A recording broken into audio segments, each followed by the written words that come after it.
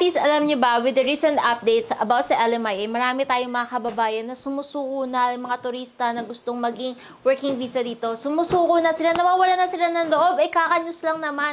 Huwag kayong mawalan ng pag-asa dahil dapat di tayo negative. Positive lang tayo, di ba? Huwag natin i-distract yung mga iba na hindi pa sumusuko. Huwag nyo silang impluwensyahan na sumuko na. Kasi like I said, like for like H. Authentica, we actually had 2 employees na nag-flagpole kahapon at nung isang araw, for a work visa, and naprobahan naman sila. Di ba kahapon nang in-announce na hindi na daw pwede mag-flagpole, pero ba't isa kong empleyado, na-approve siya for working visa. Kapit lang kayo.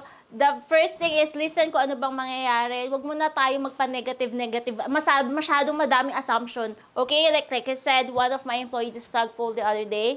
And kahapon yung isa, approve naman sila. So, hindi ko alam ba't sinasabi nilang wala ng flagpoling. But again, hindi ako IRCC at hindi naman ako expert doon. But we'll see what will happen. So, mga hatis at sa inyong mga kamag-anak na nagbabaka sakali pa rin na baka magkaroon sila ng work visa dito, wag muna kayong susuko. The time you surrender, yun na yun. Talunan ka na kapag nag-surrender ka. But if you don't, then you just keep going forward. Hindi ka hihinto hanggang ikaw ay manalo. Manalo sa buhay. So, yun lang mga hatis. Ciao.